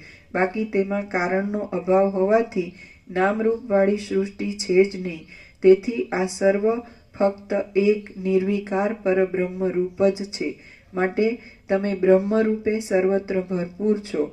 શિલાના અંદરના ગર્ભની પેઠે છેદ અને ભેદ વિનાના છો અને આકાશના અંદરના ભાગની પેઠે નિર્વિકાર છો તથા તેને લીધે જ જન્મથી રહિત છો, નિરવયવ છો અને જ્ઞાન સ્વરૂપ છો.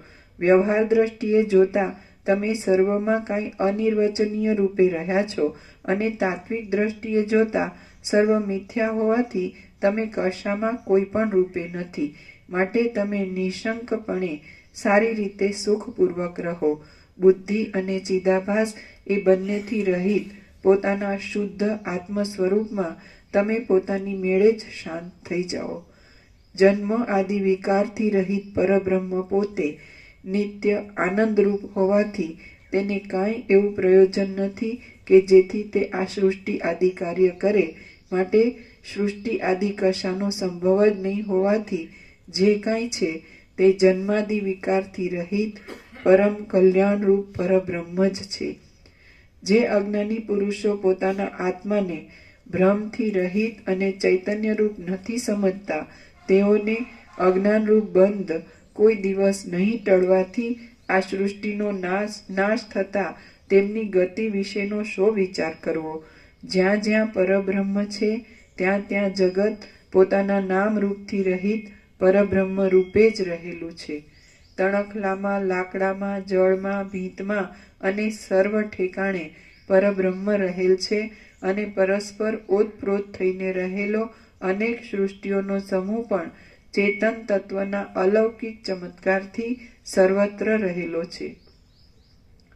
બ્રહ્મમાં શું આમ જગતની પ્રતીતિ થયા કરવી એ તેનો સ્વભાવ હશે કે એવી શંકા લાવવાનો અહીં અવકાશ જ નથી. કેમ કે એ અનંત પરમ તત્વમાં તે તત્વ પોતે એક જ હોવાને લીધે પોતાપણું અને પારકાપણું એ આદિનો અત્યંત અભાવ હોવાથી જ બીજાનાથી પોતાને જુદો પાડનારો સ્વભાવરૂપ ધર્મ તેમાં સંભવતો જ નથી. દરેક વસ્તુનો સ્વભાવ કે જે પોતાના આશ્રયને બીજાનાથી જુદો પાડવામાં મુખ્ય સાધનરૂપ છે, તે જેમ અગ્નિનો ઉષ્ણતારૂપી સ્વભાવ બીજે ઠેકાણે જળ આદિમાં અભાવવાળો હોય છે, તે રીતે પોતાના આશ્રયથી અન્ય સ્થળોમાં અભાવવાળો જ હોય છે. તેને લીધે પરબ્રહ્મ કે જે અનંત છે તેમાં જુદી પાડવાની બીજી વસ્તુ જ નહીં હોવાથી સ્વભાવ આદિ ખોટી કલ્પનાઓ ટકી શકતી નથી.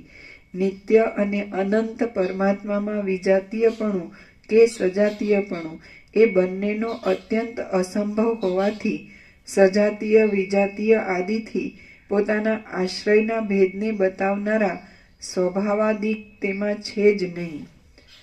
વસ્તુ સ્વરૂપથી સ્વયં પ્રકાશ તે પરમ તત્વ પોતાની મેળે જ સિદ્ધ છે. લોકમાં પણ જે ધર્મ કે જે ભાવો પોતાની મેળે સ્વતઃ સિદ્ધ જ છે અને પોતાના આશ્રયને બીજાઓનાથી જુદા પાડી આપવાનો વસ્તુગતિ સ્વયં પ્રકાશ તે પરમ તત્વ પોતાની મેળે જ સિદ્ધ છે.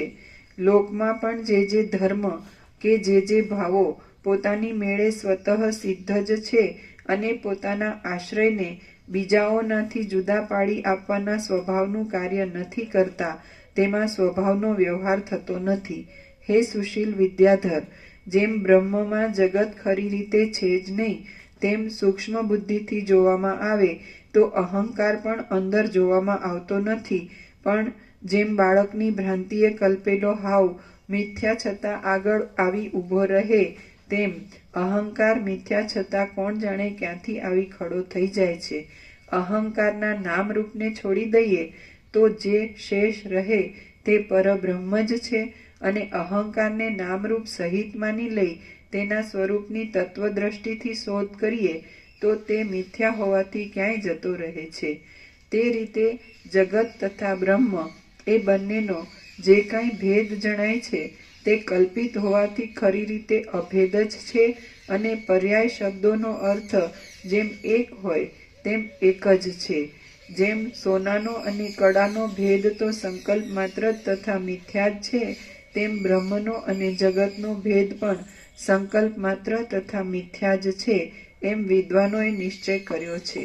શ્રી યોગ વાસિષ્ઠ મહારામાયણમાં નિર્વાણ પ્રકરણના ઉત્તરાર્ધનો સર્ગાપવર્ગ પ્રતિપત્તિ યોગોપદેશ નામનો સર્ગ 10મો સમાપ્ત. સર્ગ 11મો જગત બ્રહ્મરૂપ છે. આ 11મા સર્ગમાં ઇન્દ્રિયોને જીતી લઈ નિર્વિકાર ચિત્તની પૂર્ણ પરમાત્મામાં સ્થિતિ રાખવાનું અને દેહાદિક દ્રશ્ય પદાર્થો તરફ દ્રષ્ટિ જ નહીં રાખવાની સ્થિતિને દ્રઢ કરવાનું કહેવામાં આવશે. ભૂષુંડ બોલ્યો, વસ્ત્રાદિકથી રહિત એવા પોતાના દિગંબર શરીરમાં શસ્ત્રો વાગે અથવા પ્રિય સ્ત્રીઓના સ્તનાદિક અવયવોનો સ્પર્શ થાય તો પણ તે બંનેને મનમાં કશો વિકાર નહીં લાવતા જે સમાન રીતે ગણતો હોય તે ધીર પુરુષ પરમ પદમાં રહ્યો છે. પદાર્થોથી વિકારોનો ઉદય થવાના સંબંધમાં એ સર્વ મિથ્યા છે એમ સમજી જ્યાં સુધી સુષુપ્તિ અવસ્થાના જેવી પરમ સુખમય નિર્વિકાર દશા પ્રાપ્ત થાય ત્યાં સુધી ધીરતા રાખી પોતાના પુરુષ પ્રયત્નથી અભ્યાસ કરવાનો છે. જે પદાર્થ જગત જેવો બ્રહ્મરૂપ છે તેને તેવો બ્રહ્મરૂપ જાણનારા તત્વજ્ઞ પુરુષને મનને દુઃખ ઉપજાવનારી પીડાઓ પોતાની આગળ મૂર્તિમાન આવી ઊભી રહે તો પણ જળ જેમ કમળને અડકી શકતું નથી તેમ જરા પણ ઈચ્છા કરી શકતી નથી.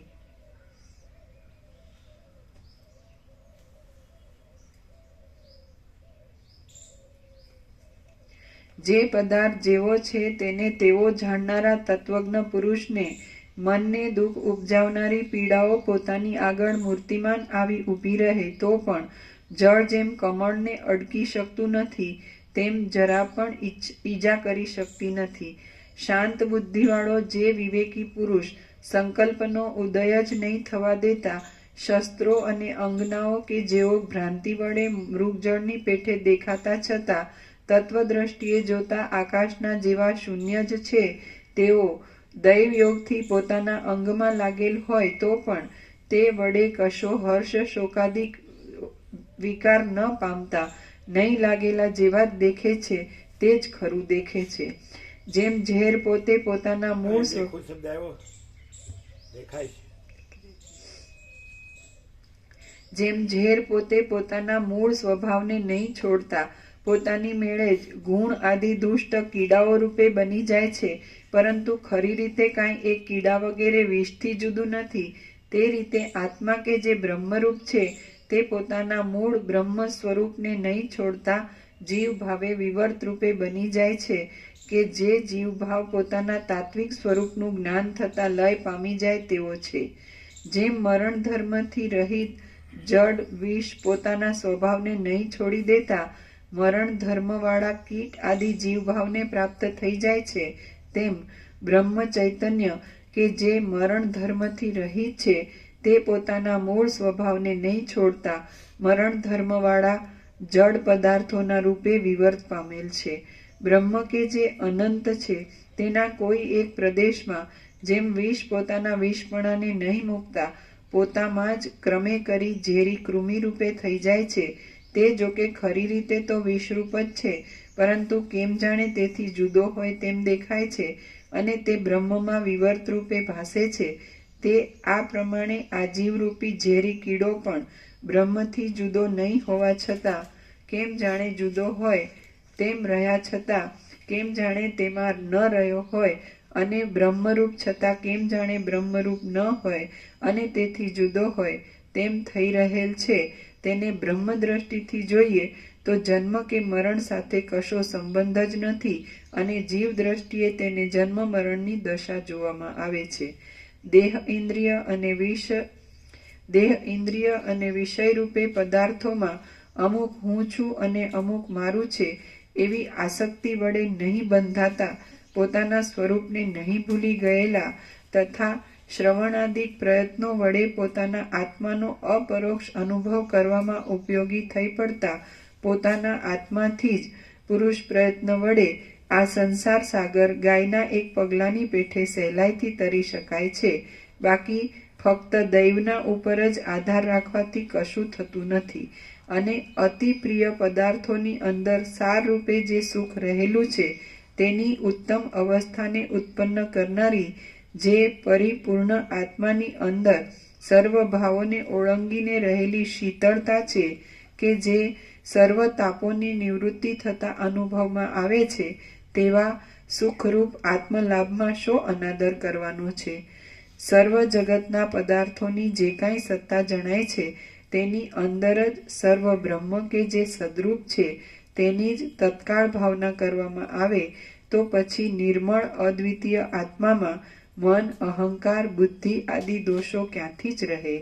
હે પ્રિય વિદ્યાધર, જેમ ઘટ પટ આદિ પદાર્થોને તટસ્થપણાથી તમે પોતે સાક્ષી રૂપે જુદા રહી જોયા કરો છો તેમ શરીરને અહંકારને મનને બુદ્ધિને અને અનુભવ આદિને પણ પોતે તેથી જુદા રહી કશામાં મમતાનું કે આત્મભાવનું અભિમાન ન કરતા સાક્ષી રૂપે જોયા કરો અને પછી બહાર જે કંઈ જગતના પદાર્થોના સમૂહના પ્રવાહ જોવામાં આવે છે તે સંબંધી અને અંદર મન બુદ્ધિ આદિ જે કંઈ રહેલ છે તે સંબંધી કાંઈ પણ સંકલ્પ જ ન કરતા તે સર્વને મિથ્યા જ સમજી પોતાના આત્માના જ્ઞાન સ્વરૂપને ઓળખી લઈ તમે પોતાની સ્વાભાવિક સ્થિતિમાં જ રહો.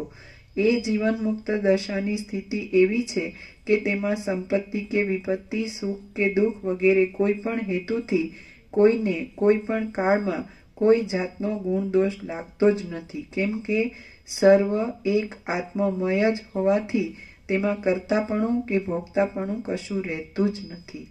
શ્રી યોગ વાસિષ્ઠ મહારામાયણમાં નિર્વાણ પ્રકરણના ઉત્તરાર્ધનો યથા ભૂતાર્થ વેદન નામનો સર્ગ 11મો સમાપ્ત. સર્ગ 12મો અવિદ્યાના નાશનો ઉપાય. આ 12મા સર્ગમાં અહંકાર ભ્રાંતિ માત્ર છે. જગતનો જે ભ્રમ જોવામાં આવે છે એ એક ચૈતન્ય તત્વનો વિવર્ત જ છે અને તેમ થવામાં અવિદ્યા કારણરૂપ છે, માટે અવિદ્યા ક્ષય થવાનો ક્રમ કહેવાશે. ભૂષુંડ બોલ્યો, જેમ આકાશની અંદર વળી બીજું આકાશ ઉત્પન્ન થયું એવો સંકલ્પ વસ્તુતઃ આકાશ એક જ હોવાથી કેવળ ભ્રાંતિરૂપ અને મિથ્યા છે, તેમ આત્મા કે જે પોતાનું વાસ્તવ સ્વરૂપ છે તે ભૂલાઈ જઈ તેની અંદર અહંકાર કે જેમાં સૂક્ષ્મ રૂપથી આ સઘળો પ્રપંચ રહેલો છે તે આત્માનું એકપણું હોવાથી માત્ર ભ્રાંતિરૂપ અને મિથ્યા જ છે. આકાશની અંદર વળી બીજું આકાશ ઉત્પન્ન થવું એ સંકલ્પનો કરનાર હું અમુક પુરુષ જેમ તેનાથી જુદો છું તેમ મન વાણી વડે અગમ્ય હોવાથી નિર્દેશ ન કરી શકાતો આત્મા કે જે સદરૂપ છતાં અવિદ્યા વડે ઢંકાઈ જવાથી કેમ જાણે જીવભાવને પામી જઈ અસદરૂપ બની ગયો હોય તેમ થઈ રહેલ છે. તે પોતે ચિદાભાસ રૂપે જુદો કલ્પાઈ જઈ પોતાના ભૂલાઈ ગયેલા આત્મ સ્વરૂપમાં જ અહંકાર વગેરેની કલ્પના કરે છે. જેમ આકાશને આકાશનું પોતાનું જ એક સ્વરૂપ રહેલું છે કે જે એક જ છે તેમાં જે બીજું આકાશ ઉત્પન્ન થવાનો સંકલ્પ થવો એ તો માત્ર કલ્પના કરનાર પુરુષના સંકલ્પમાં જ રહેલો છે. એવી જ રીતે અવિદ્યાની ઉપાધિ વડે વીંટાયેલો ચૈતન્યરૂપ આત્મા જ જીવભાવને પામી જઈ પોતાના અવિદ્યારૂપી દેહમાં જ હું અમુક રૂપે દ્રષ્ટા છું અને અમુક દ્રશ્ય છે એવી કલ્પના કરી તે રૂપે ભાસે છે. માટે તાત્વિક દ્રષ્ટિએ જોતા અહંકાર પણ અજ્ઞાનથી જુદો નથી અને અહંકારથી જુદું જે કાંઈ આ પ્રપંચ રૂપે ભાસે છે તે પણ અજ્ઞાનથી જુદું નથી. સર્વ અજ્ઞાનરૂપ ભ્રાંતિ માત્ર જ છે એટલે પછી એમ જ સિદ્ધ થાય છે કે સર્વ કલ્પનાઓના અધિષ્ઠાનરૂપ બ્રહ્મ ચૈતન્ય જ સત્ય છે અને તે એવું તો સૂક્ષ્મ છે કે જેની પાસે અતિ ઝીણામાં ઝીણું આકાશ પણ સ્થૂલ જ છે. એ પરમ સૂક્ષ્મ તત્વમાં જેમ એક અણુમાં મહામેરુની કલ્પના કરવામાં આવે તે પ્રમાણે આ આકાશ આદિ સૃષ્ટિની કલ્પના કરવામાં આવી છે. આકાશથી પણ અતિ સૂક્ષ્મ અને અનાદિ અવિદ્યા કે જેને લીધે સઘળું દ્રશ્ય વિવર્ત રૂપે જોવામાં આવે છે તે પણ એ પરમ તત્વની પાસે સ્થૂલ જ છે. એ પરમ સૂક્ષ્મ ચૈતન્યે પોતાની અંદર જેવા જેવા સ્વભાવની ભાવના કરી તે આ સૃષ્ટિને આકારે થઈ રહેલ છે. જેમ ચક્રી આદિનું કુંડાળું જળ કે જે પોતે પ્રવાહ રૂપે છે તેનો જ એક જાતનો ફેલાવો છે તે પ્રમાણે અંદર અહંકાર આદિ અને બહાર આકાશ આદિ આ સર્વ જગત આત્મ ચૈતન્યના જ વિવર્તરૂપ ફેલાઈ રહેલું છે. જળ કે જે પોતે પ્રવાહ રૂપે છે તેની જો ચક્રી આદિ કાંઈ ન થતું હોય જળ કે જે પોતે પ્રવાહ રૂપે છે તેની જો ચક્રી આદિ કાંઈ ન થતું હોય તો તે પોતાના શાંત સ્વરૂપમાં જ રહે છે. તે રીતે જ્ઞાન વડે કે મહાપ્રલયમાં જ્યારે એ ચૈતન્ય તત્વનો જગત રૂપે વિવર્ત શાંત થઈ જાય ત્યારે તે પરમ તત્વ સ્ફુરણ વિનાના શાંત પવનના જેવું અને કેમ જાણે આકાશના જેવું નિર્વિકાર અને શૂન્ય હૃદયવાળું થઈ ગયું હોય તેમ પોતાના શાંત નિર્વિકાર સ્વરૂપમાં જ રહે છે. એક રસ થઈ રહેલ સર્વ દ્રશ્ય પ્રપંચથી શૂન્ય અને આભાસથી પણ રહિત કેવળ ચિન્માત્ર બ્રહ્મ તત્વ જ વિવર્ત રૂપે આ જગતને આકારે દેખાય છે. તે વિના આ જગતનું અને તેની અંદર પ્રસરી રહેલા અનેક કાર્યોનું બીજું કાંઈ પારમાર્થિક રૂપ ઘટી શકતું નથી તથા તેમાં દેશ કાળ આદિની કલ્પના પણ ઘટતી નથી.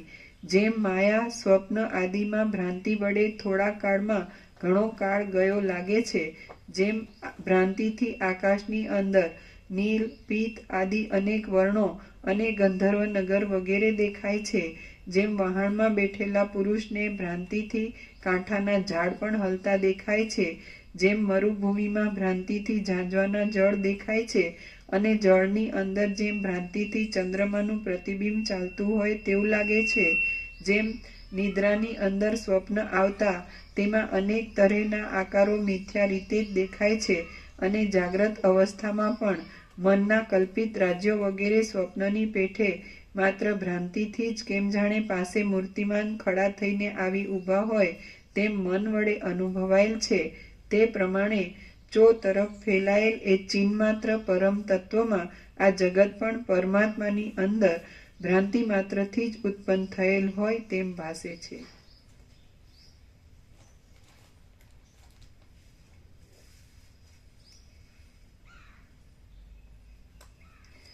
શુદ્ધ ચૈતન્ય તત્વ કે જે આકાશ કરતાં પણ અતિ સ્વચ્છ અને નિર્વિકાર છે અને હંમેશા ક્ષોભ, ચંચળતા આદિ સર્વ વિકાર માત્રથી રહિત છે, તેનું જગત રૂપે ફેલાઈ જવું અને પાછું સંકોચાઈ જવું એ બંને સંભવતા જ નથી.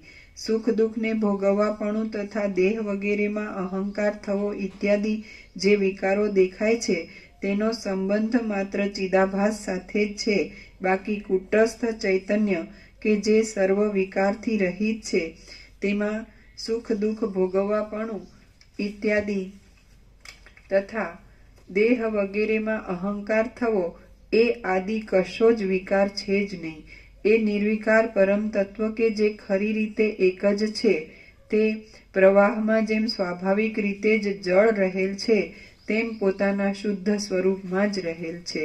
જેમ અંધારામાં સર્પના પગ દેખવામાં આવતા નથી, તેમ સંકલ્પથી રહિત થઈ ગયેલા જ્ઞાની પુરુષને પણ ચિંતા, લાજ, હર્ષ, ભય, સ્મૃતિ, કીર્તિ અને ઈચ્છા ઇત્યાદિને ઉત્પન્ન કરનાર સર્વ વિષય સમૂહ મનનો લય થઈ જવાથી દેખવામાં આવતો નથી. આ સૃષ્ટિ કે જે નેત્ર આદિ ઇન્દ્રિયના જ્ઞાનથી જ અનુભવવામાં આવવાથી બ્રહ્મરૂપ ચંદ્રબિંબથી સ્ફુરેલ ચિદાભાસ જીવરૂપ ચાંદનીના અંશરૂપ નેત્ર આદિ વડે થતા જ્ઞાનરૂપી અમૃતના રસ જેવી છે, તેનો પોતાના આધારરૂપ દિશા અને કાળ એ બંનેનો નિરવયવ અને નિષ્ક્રિય પરબ્રહ્મમાં અસંભવ હોવાથી બ્રહ્મથી જુદી પડી શકતી નથી. એ પ્રમાણે તે પરમ તત્વ કે જે પોતાથી અભેદ ભાવે રહેલા આ જગતના આકારે દેખાય છે, તે સર્વત્ર એક સરખી રીતે સચ્ચિત અને આનંદ રૂપે પ્રકાશી રહેલ છે. તેની અંદર કોઈ ઠેકાણે દેહ વગેરેમાં વિશેષ અભિમાન બંધાઈ જવાથી દેહ આદિ જે અનુકૂળ હોય તેમાં રાગની અને જે પ્રતિકૂળ હોય તેમાં દ્વેષની કલ્પના કરી લઈ અનેક પીડાઓનું પાત્ર થઈ રહેલો અહંકાર કેમ જાણે ચૈતન્ય તત્વથી પોતે જુદો હોય તેમ દેખાયા કરે છે. તે તો ભ્રાંતિ વડે અજ્ઞાનમાં અથડાતા ચિત્તનું જ એક રૂપ છે કે જે ચિત્તની અંદર જળમાં જેમ અનેક ચક્રીઓ રહે તેમ આ જગત, તેના જીવો અને તેના બંધ મોક્ષ આદિની અનેક કલ્પનાઓ રહેલી છે.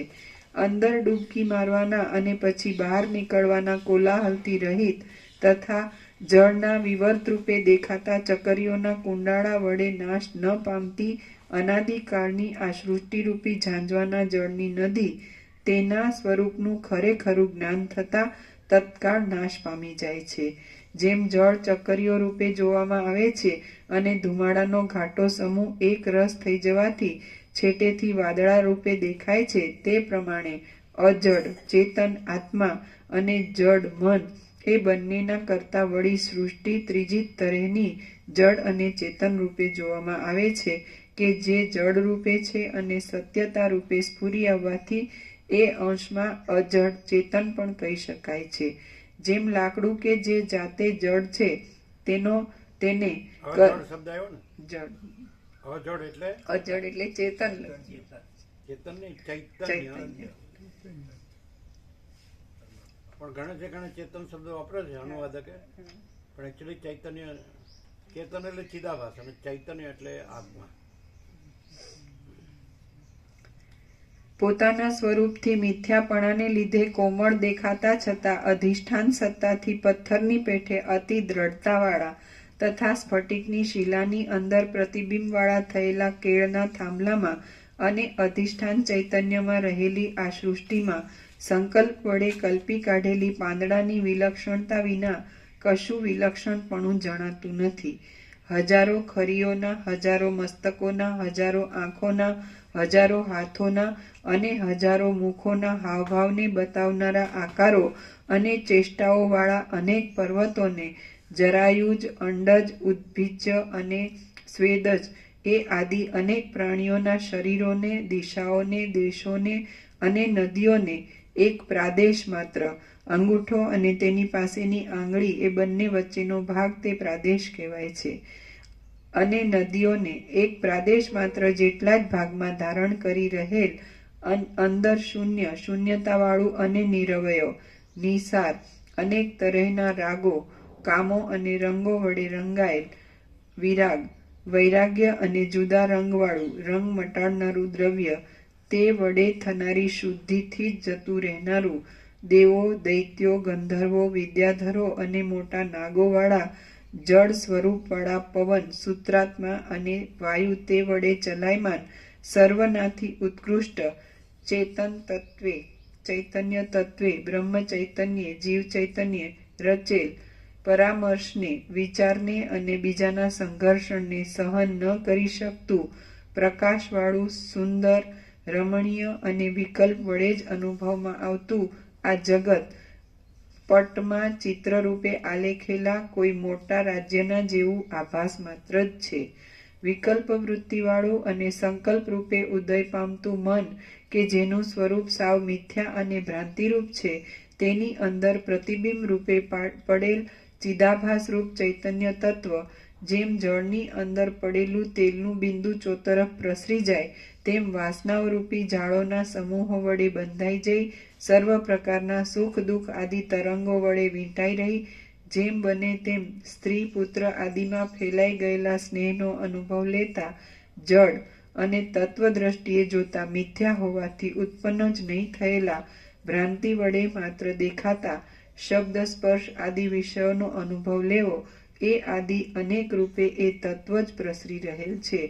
એ પ્રમાણે તે આદિ ચૈતન્ય હું અમુક દેહ આદિ રૂપ છું એવા વિકલ્પો વડે બહિર્મુખ થઈ કેમ જાણે જીવભાવને પ્રાપ્ત થઈ ગયેલ હોય તેમ ભાસે છે, પરંતુ ખરી રીતે જેમ જળ અને પાણી એ બંને જળના પર્યાય શબ્દ હોવાથી એ બંનેના અર્થમાં કશું જુદાપણું નથી, તે પ્રમાણે જીવાત્મા અને પરમાત્મા એ બંનેનો ઉપાધિનો ત્યાગ કરી દેતા એક ચેતન તત્વમાં જ વિરામ થતો હોવાથી પર્યાય શબ્દની પેઠે તે બંનેનો પરિણામે એક જ અર્થ હોવાને લીધે જીવ ચૈતન્ય પરમાત્માથી જુદું પડી શકતું નથી.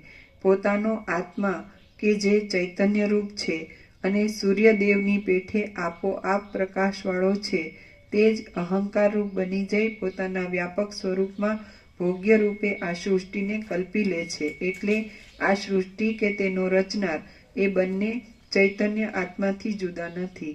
જળ કે જે પોતે સ્વાભાવિક રીતે પ્રવાહી છે, તે પોતાની સત્તા કે જે તરંગ આદિ રૂપે ગતિવાળી છે, તેમાં ગતિથી રહિત પોતાના ખરા સ્વરૂપમાં જ તે પોતે રહેલ છે.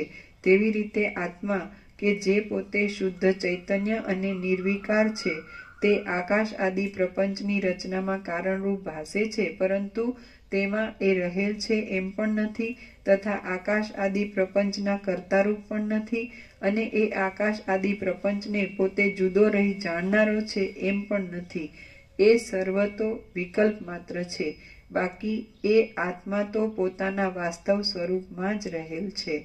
પ્રથમ વ્યાવહારિક દશામાં રહી અધ્યારોપ દ્રષ્ટિથી દેશ કાળ આદિની રચનાનો અંગીકાર કરી લઈ ચૈતન્ય તત્વની આકાશ આદિ પ્રપંચ રૂપે દેખાવાની વાત અમે કહીએ છીએ.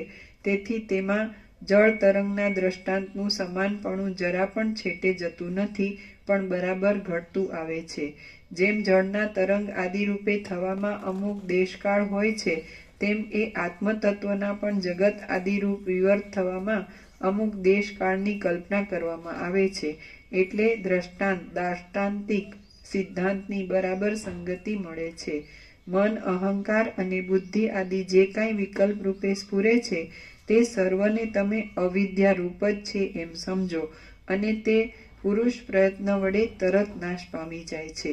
અવિદ્યાનો અડધો ભાગ કે જે સ્ત્રી પુત્ર ધનાદિમાં મમતાનો અધ્યાસ થવામાં કારણરૂપ છે, તે વિનય, નમ્રતા, દાન, સન્માન આદિથી પોતે વશ જેવા કરી લીધેલા તત્વજ્ઞ મહાત્માઓ પાસે પરસ્પર વાર્તાલાપ વગેરેથી પ્રથમ ભૂમિકાનો લાભ થઈ અભ્યાસ કરેલા તીવ્ર વૈરાગ્ય આદિ સાધનની સિદ્ધિ થતા નાશ પામી જાય છે.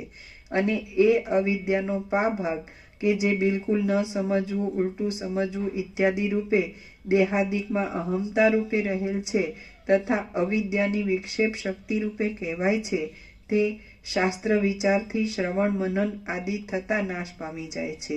બાકીનો જે ભાગ અવશેષ રહ્યો કે જે આવરણ શક્તિ રૂપ છે, તે નિધિધ્યાસન આદિ દ્વારા આત્માનું બ્રહ્મ રૂપે અપરોક્ષ જ્ઞાન થવાથી નષ્ટ થઈ જાય છે. એ રીતે એક પછી એક ભૂમિકાના અભ્યાસની સાથે ક્રમે કરી અથવા સાથે એકી વખતે જ અવિદ્યાના ચારેય ભાગનો ઉપર જણાવ્યા પ્રમાણે ક્ષય કરી દેવામાં આવે એટલે પછી જે અવશેષ રહ્યું તે નામરૂપથી રહિત સદરૂપ આત્મતત્વ જ છે કે જે પુરુષાર્થરૂપ છે. રામ બોલ્યા, મહાત્માઓ સાથે પરસ્પર વાર્તાલાપ કર્યાથી શી રીતે અવિદ્યાનો અડધો ભાગ નષ્ટ થઈ જાય છે અને પા ભાગ શી રીતે શાસ્ત્ર વિચારથી શ્રવણ મનન આદિ દ્વારા નાશ પામી જાય છે તથા બાકી રહેલો ચોથો ભાગ આત્માનું અપરોક્ષ જ્ઞાન થયેથી શી રીતે નાશને પ્રાપ્ત થાય છે તે કહો. વળી હે મહારાજ, આપ જે કહો છો કે બધા ભાગોનો ભેગો પણ ક્ષય થઈ શકે અને ક્રમે કરીને પણ ક્ષય થાય, એ વિશે આપ શું કહો છો? તેમજ જે બાકી રહે તે નામરૂપથી રહિત અને સત્તારૂપ જ રહે છે એમ જે આપે કહ્યું, તેમાં સત્તારૂપ શું કહેવાય અને અસત્તારૂપ શું કહેવાય તે સર્વ આપ મને કહો. વસિષ્ઠ બોલ્યા, જે પુરુષ પોતે વિરક્ત હોય, સંસાર તરી જવાને ઈચ્છા રાખતો હોય અને આત્મવેત્તા હોય તેવા સજ્જન પુરુષની સાથે અને બીજા પણ મુમુક્ષુ સાથે આ સંસાર સંબંધી વિચાર કરવો. ડાયા વિવેકી મનુષ્ય જ્યાં ત્યાંથી શોધ કરી વૈરાગ્ય આદિ સાધનવાળા અને મત્સર આદિ દોષોથી રહિત થઈ આત્માના ખરા સ્વરૂપને અપરોક્ષ રીતે અનુભવનારા કોઈ સજ્જન પુરુષનું યત્ન વડે આરાધન કરવું. જાણવાનું સર્વ જેણે જાણી લીધું છે એવા તત્વવેત્તાઓમાં શ્રેષ્ઠ હે રામચંદ્રજી, મહાત્મા પુરુષોનો સમાગમ થતાં જ તે સર્વ ભૂમિકાના મૂળ રૂપ હોવાથી સર્વના કરતા મુખ્ય અને વૈરાગ્ય આદિ 4 સાધનરૂપી સંપત્તિને લીધે સર્વથી શ્રેષ્ઠ એવી પ્રથમ ભૂમિકામાં સ્થિતિ થવારૂપ ઉત્તમ દશાનો ઉદય થવાને લીધે અવિદ્યાના અડધા ભાગનો તો તમે નાશ થયેલો જ સમજો. અવિદ્યાનો અડધો ભાગ મહાત્માઓના સમાગમથી ક્ષીણ થઈ જાય છે. પા ભાગ શાસ્ત્ર વિચારથી શ્રવણ મનન આદિ દ્વારા નાશ પામી જાય છે અને બાકીનો પા ભાગ નિધિધ્યાસન આદિ દ્વારા પોતાના પુરુષ પ્રયત્ન વડે જ નાશ કરવાનો છે. ફક્ત મોક્ષની તીવ્ર ઈચ્છારૂપી એક જ અભિલાષા ઉત્પન્ન થાય તો તે પુરુષને વૈરાગ્ય આદિ સાધન સંપત્તિ દ્વારા ભોગોથી અને તેને મેળવવાના સાધનોથી રોકે છે અને મોક્ષની ઈચ્છા સિવાય બીજી બધી ઈચ્છાઓ દૂર થતા પોતાના પુરુષાર્થથી અવિદ્યાનો ચોથો ભાગ ક્ષય પામી જાય છે. મહાત્માઓના સમાગમથી શાસ્ત્ર વિચાર વડે શ્રવણ મનનાદિ દ્વારા અને પોતાના યત્નથી એ અવિદ્યારૂપી મેલનો ક્ષય થઈ જાય છે. એ દરેક ક્રમથી મળે તો ક્રમથી તેનો નાશ થાય છે અને એ સર્વ એક જ વખતે પ્રાપ્ત થઈ જાય છે. એવો યોગ આવી બને તો તેવે વખતે જ નષ્ટ થઈ જાય છે. અવિદ્યાનો ક્ષય થતા સર્વ નિષેધના અવધિરૂપ જે તત્વ અવશેષ રહે તે દ્રશ્ય વર્ગમાંનું કાંઈ જ નથી અને જો કંઈક છે એમ કહીએ તો અનિર્વચનીય જેવું કંઈક છે એ જ પરમ તત્વરૂપ છે. તે નામરૂપથી રહિત છે, આરોપિત દ્રષ્ટિથી અસદરૂપ મિથ્યા છે અને અધિષ્ઠાન દ્રષ્ટિથી સત્ય છે. હે રામચંદ્રજી, એ અવશેષ રહેલ વસ્તુ બ્રહ્મ જ છે કે જે જરામરણ આદિ વિકારથી રહિત છે, અનંત છે, એક છે અને આનંદ વડે ઘટ્ટ ભરપૂર છે. તેમાં જે કાંઈ જીવ જગત આદિ સંકલ્પ રૂપે સ્ફુરી આવે છે તે તો સાવ મિથ્યા જ છે અને ભ્રાંતિ વડે જ માત્ર ભાસે છે એમ સમજી લઈ પ્રમાતા પ્રમાણ અને પ્રમેય રૂપી ત્રિપુટીના મોહને દૂર કરી બ્રહ્મરૂપ થઈ રહી સર્વવ્યાપી આત્મ સ્વરૂપ વડે વિહાર કરતા તમે શોકથી રહિત અને કેવળ આનંદ મૂર્તિ થઈને રહો. શ્રી યોગ વાસિષ્ઠ મહારામાયણમાં નિર્વાણ પ્રકરણના ઉત્તરાર્ધનો સંકલ્પ સર્ગ પ્રતિપત્તિ નામનો સર્ગ 12મો સમાપ્ત. ઓમ ઓમ. પ્રસાદ આપી દીધો સંપૂર્ણ.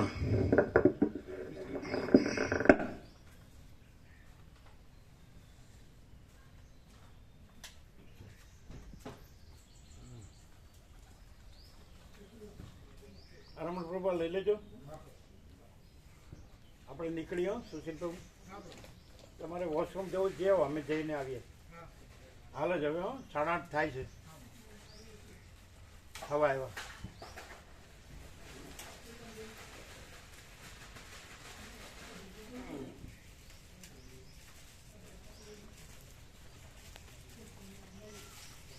તમને બતાડી આવજો.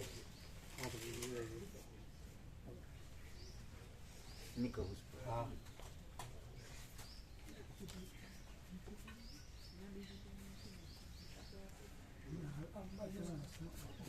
આપી દો. શું છે શું છે? જો બધા જતા ના રહે.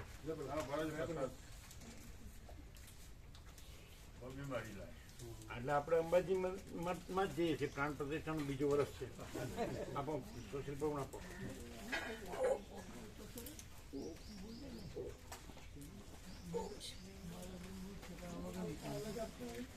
બધાને આપો. પ્રસાદ રૂપે જ આપો.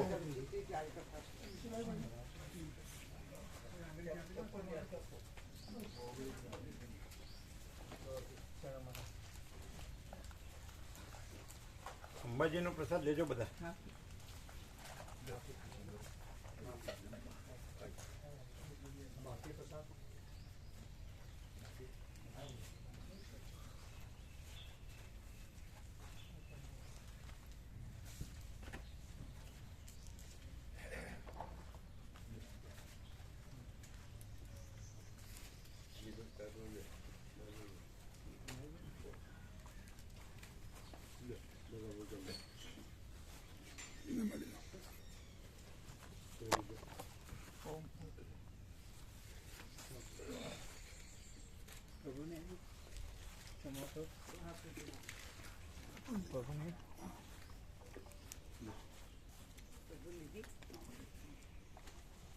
બધાને આપ્યો. સુશીલ પ્રભુ નીકળી ક્યાં ગયા?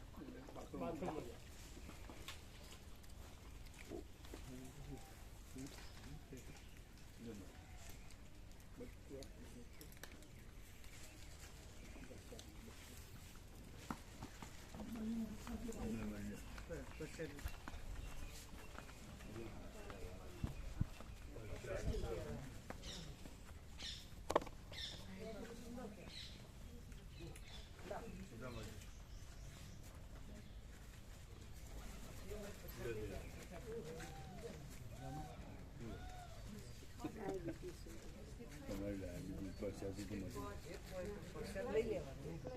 ના ભાવ તો આપી દેવાનું.